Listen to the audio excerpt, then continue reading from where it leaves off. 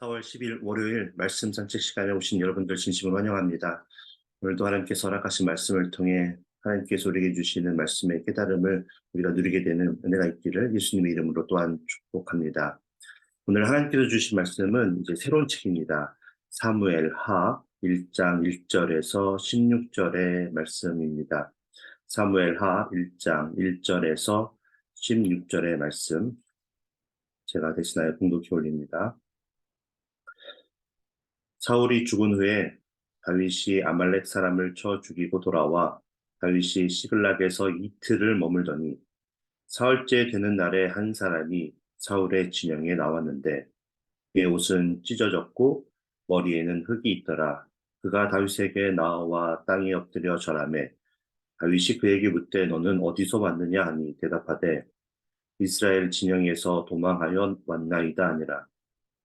다윗이 그에게 이르되 일이 어떻게 되었느냐 너는 내게 말하라. 그가 대답하되 군사가 전쟁 중에 도망하기도 하였고 무리 가운데서 엎드러져 죽은 자도 많았고 사울과 그의 아들 요나단도 죽었나이다 하는지라.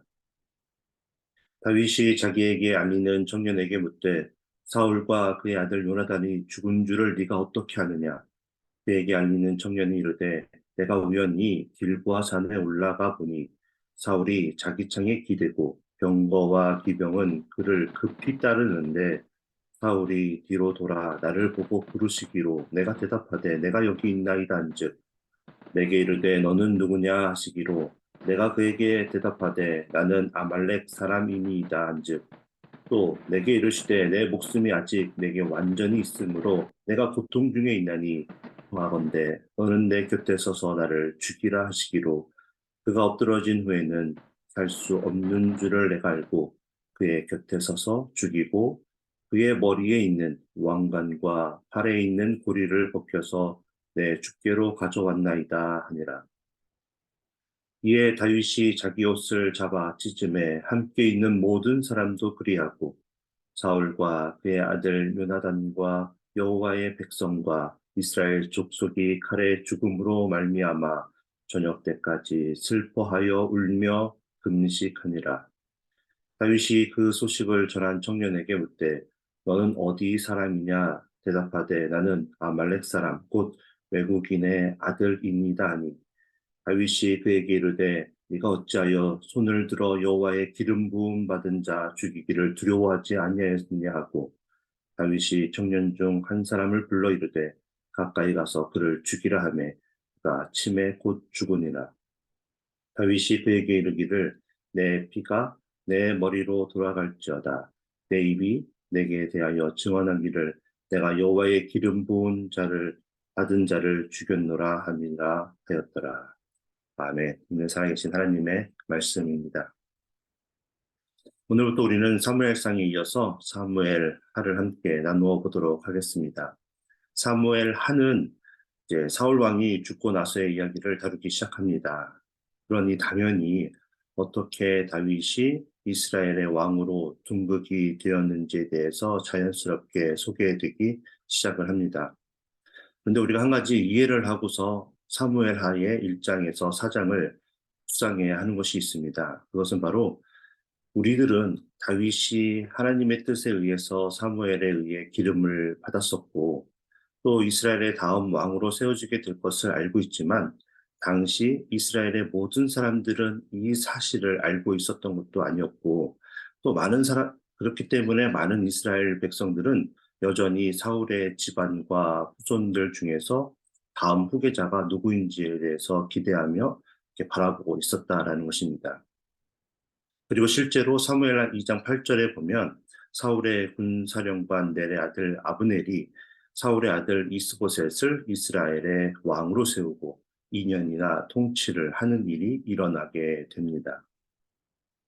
그래서 사무엘하 1장에서 4장까지의 내용을 가만히 살펴보면 다윗이 이스라엘 왕으로 세워지는 것에 굉장히 적합하다는 점에 대해서 강조를 하고 있고 심혈을 기울여서 기록하고 있다는 점을 우리가 발견하게 됩니다. 그래서 그런 목적으로 기록이 된 오늘 함께 나눌 사무엘하 1장을 보면 다윗이 개인적으로 왕권에 대해서 큰 야망에 사로잡혀 있었기 때문에 사울이 죽었다라는 그 소식을 듣자마자 하나님의 권위를 완전히 무시하면서까지 불공정함과 불합리한 방법으로 왕위에 오르려고 하지 않았다는 점을 강조하며 기록하고 있다는 것을 발견하게 됩니다. 그렇습니다. 다윗은 처음에도 그랬지만 지금도 하나님의 권위를 온전하게 인정하며 냉철한 그런 판단력을 가지고 자신의 개인적인 유익을 위해서 거짓으로 사울의 죽음을 전하고 있는 한 청년의 마음을 지금 꿰뚫어 보고 있습니다. 그래서 우리가 오늘 본문을 통해서 배울 수 있는 두 가지 하늘의 지혜는, 첫 번째는 하나님의 권위를 우리가 인정할 때에 우리가 하나님과 좋은 관계를 유지할 수 있을 뿐만 아니라 다른 사람들과도 좋은 관계를 맺을 수 있다는 것입니다. 그리고 두 번째, 하나님의 권위를 우리가 인정할 때 우리에게 당장 큰 유익을 줄 수 있는 상황 속에서도 우리는 흔들리지 않고 하나님의 뜻을 따라 상황을 냉정하게 판단하고 하나님의 뜻에 온전하게 순종할 수 있게 된다라는 것입니다. 사무엘상을 함께 나눈 우리들은 다윗이 오랫동안 그런 오랜 시간 질투와 시기로 인해서 자신을 죽이려고 하던 사울 왕에게 쫓기는 삶을 살았다는 것을 우리가 알고 있습니다. 그리고 도망을 치던 중에서 그는 사울을 죽일 수 있는 기회가 두 번이나 있었습니다. 그런데 그는 사울을 죽이지 않았습니다. 어떻게 그렇게 할 수 있었습니까? 바로 사울이 하나님의 기름 부은 왕이라는 사실에 그 심판을 하나님께 맡겨드림으로 하나님의 권위를 온전하게 인정하는 신앙을 다윗이 소유하고 있었기 때문이었습니다. 그런데 한편으로는 우리가 또 이렇게 생각을 해볼 수도 있겠습니다.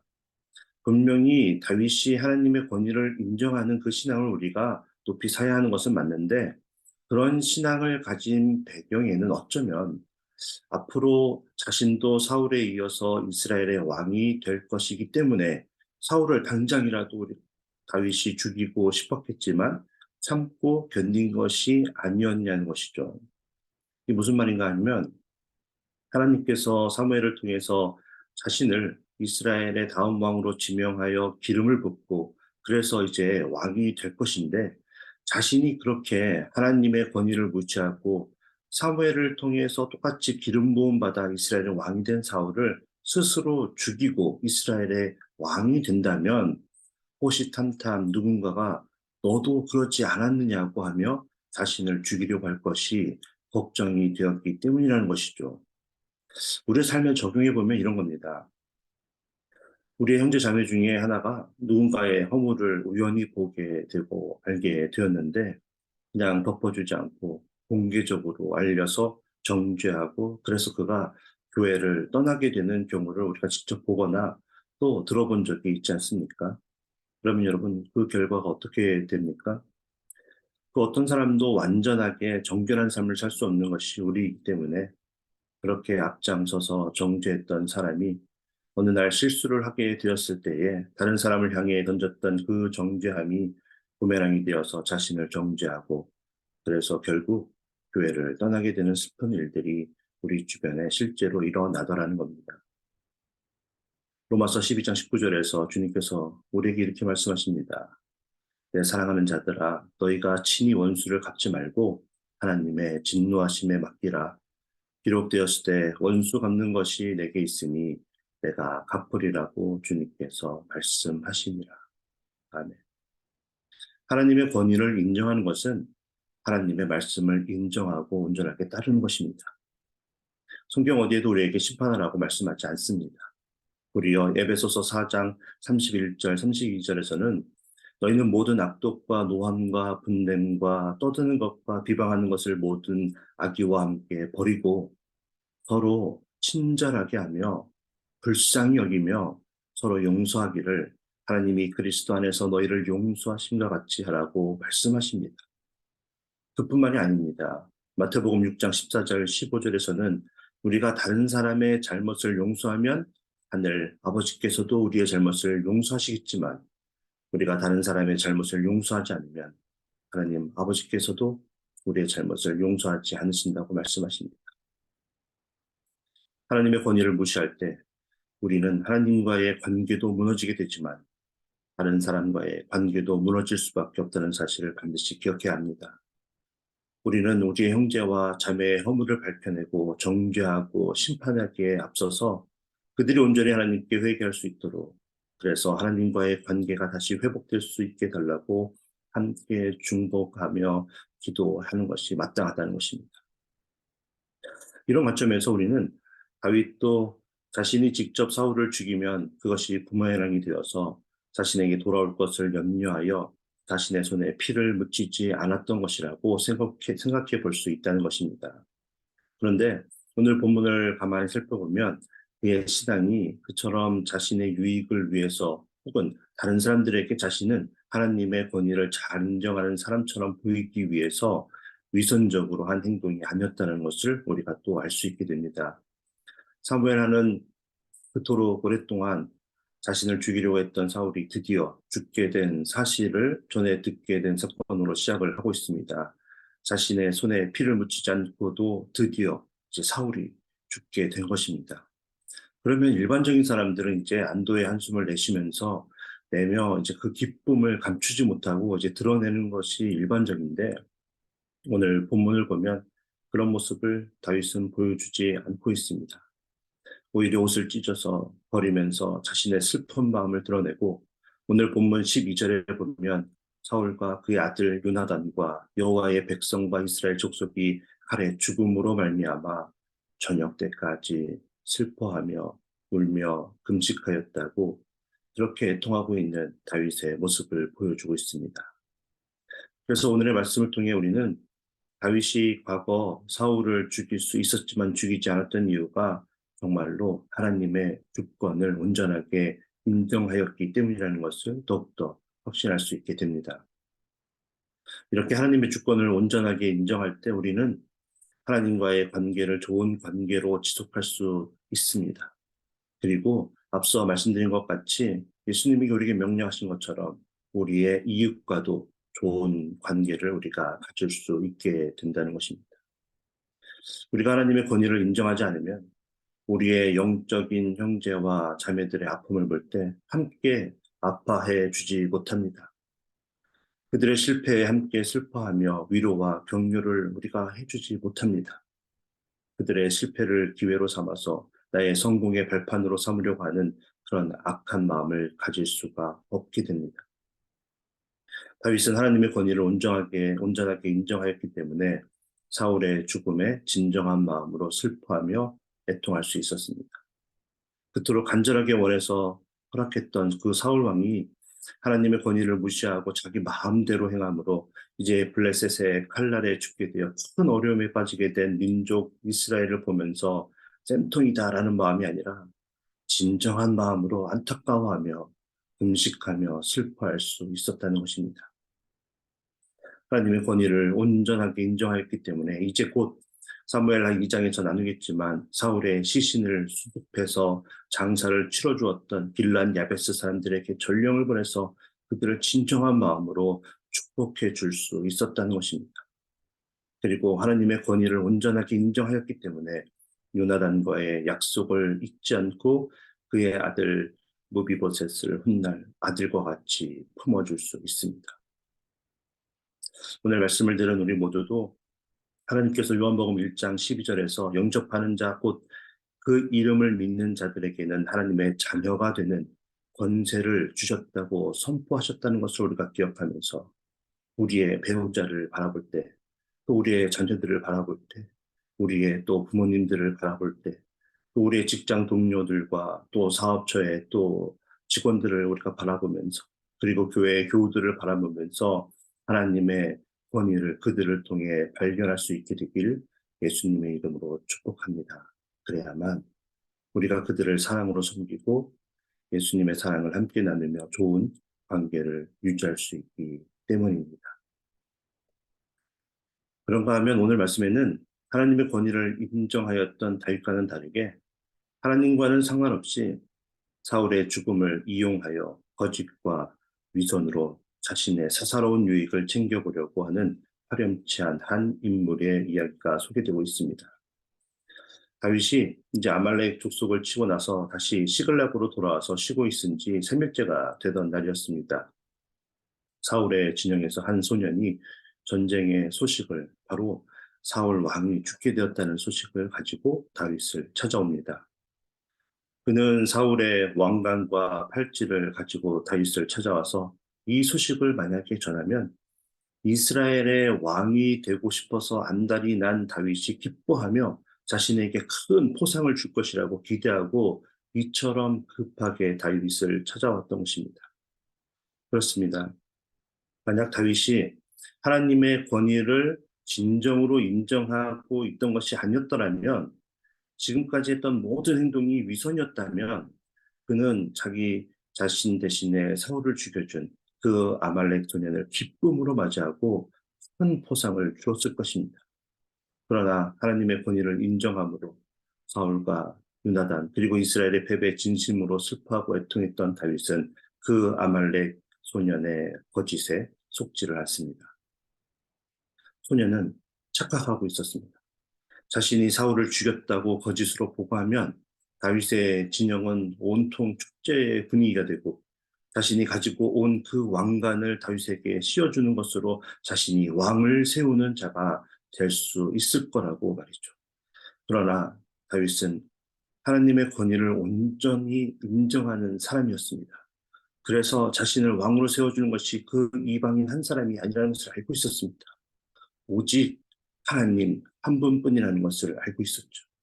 그리고 사울 왕을 심판하실 분도 오직 하나님 한 분뿐임을 그는 알고 인정하고 있었습니다. 그래서 다윗은 그 소년의 그 거짓과 그 위선에 휘둘리지를 않았습니다. 오늘 이 시간에 소년이 말한 것이 전부 거짓이었다는 것을 또 굳이 말씀을 통해서 증명해서 설명해 드리지 않겠습니다. 그보다 우리가 오늘 말씀을 통해서 이 두 번째 하늘의 지혜를 듣고 우리의 마음에 품고 우리의 삶을 변화시키는 그런 복된 삶을 살게 되기를 축복합니다. 우리가 겪변하는 그런 상황 속에서도 우리의 유익을 따지지 않고 세상의 이치에 휘둘리지 않는 그런 견고한 믿음의 삶을 살기 위해서는 평상시에도 그냥 항상 모든 일에 하나님의 권위를 인정하는 삶을 살고 있어야 한다는 것입니다. 그래야 우리가 손에 쥐게 될 그 유익의 크고 작음에 흔들리지 않을 수가 있습니다. 그래야 우리가 다른 사람의 고통과 아픔에서 우리의 유익을 찾으려고 하는 그런 시도조차도 하지 않게 된다는 것입니다. 그러니 그들을 짓밟고 올라가 더 큰 권력을 누리려고 하는 어리석은 생각도 하지 않게 되는 것이죠. 그리고 그렇게 하나님의 권위를 우리가 온전히 인정할 때 우리는 하나님께 불순종하는 실수를 저지르지 않을 수 있습니다. 그리고 우리는 오직 하나님께 온전한 예배의 삶을 사는 것에 집중할 수 있다는 것입니다. 언제 그렇습니까? 항상 하나님의 권위를 온전하게 인정하고 있을 때 우리는 이러한 삶을 살 수 있게 될 것입니다. 오늘 부활의 주님을 기억하면서 하나님의 주권을 온전하게 인정함으로 우리의 이웃을 사랑하고 이 놀라운 주님의 이 복음을 전하기에 힘쓰는 복된 삶을 사는 저와 여러분 모두가 되어지길 예수님의 이름으로 축복합니다. 함께 기도하겠습니다. 사랑의 하나님, 오늘 귀한 말씀을 통해서 우리가 하나님의 권위를 인정하지 않으므로 우리의 가족과 교우와 또 이웃에게 말과 행동으로 많은 실수를 저지르고 있었다는 것을 깨닫게 하여 주시는 데 감사를 올려드립니다. 그리고 우리가 이 땅의 유익을 위해 하나님의 권위를 무시하며 우리가 마음대로 결정하고 마음대로 살았음을 또 고백합니다. 주님 우리를 용서하여 주시옵소서. 결정적인 순간에 이러한 실수를 저지르고 하나님께 불순종하는 삶을 살지 않기 위해 우리 모두가 항상 깨어 하나님의 권위를 인정하고 하나님의 뜻을 따라 살기 위해 노력하는 우리 모두가 되게 하여 주시옵소서. 우리의 죄를 용서하여 주신 예수님을 우리가 항상 기억하며 아직 용서하지 못한 사람이 있다면 우리 마음에 떠올리고 용서할 수 있는 우리 모두가 되게 하여 주시옵소서. 그래서 오늘을 사는 우리 모두가 하나님과 더 가까워지고 또 깨어진 모든 관계가 회복되어지는 놀라운 은혜가 흘러넘치는 오늘을 살게 하여 주시옵소서. 예수 그리스도의 이름으로 감사하며 기도드리옵나이다. 아멘. 우리 함께 또 합심하며 기도하고 또 세상으로 나아가도록 하겠습니다. 오늘 말씀을 생각하며 우리가 하나님의 권위를 온전하게 인정하는 삶을 살게 해달라고 우리 함께 기도하기를 원합니다. 그리고 오늘 이번 주 토요일 4월 15일 우리 목자, 목녀분들 모두 나와서 함께 토요무로 기도회 또 기도로 우리 목원들을 위해서 기도하고 또 이후에 8시에 목자, 목녀반에 다 함께 모여서 우리 모든 목장이 하나님의 말씀으로 풍성하게 되게 해달라고 우리 함께 기도해 주시기 바랍니다. 4월 22일 토요일, 4월 23일 주일 교회 창립 50주년 변화하는 세계와 미래적 리더십 세미나를 우리가 갖습니다. 우리 말씀을 전하는 강사 목사님들과 또 많은 우리 교우들이 함께 참여하여 또 이 말씀을 전해 듣고 우리가 또 풍성하게 또 미래를 준비할 수 있게 해달라고 우리 함께 기도해 주시기 바랍니다. 2023년 드림키즈 여름 사역들이 이제 준비되고 있습니다. 많은 분들이 함께 참여하고 또 등록할 수 있도록 기도해 주시기 바랍니다. 이번 달 짐바브웨 문현식 선교사님을 위해서 우리 함께 힘써 기도해 주시고 각 목장에서 후원하는 선교사님들 위해서도 기도해 주시기 바랍니다. 또 수술 후에 또 수술을 앞두고 있거나 수술 후에 또 회복 중에 있고 치유하고 있는 우리 환우분들을 위해서 우리 함께 정말 진심을 다해 기도하며 또 오늘 세상으로 나아가도록 하겠습니다. 기도합니다.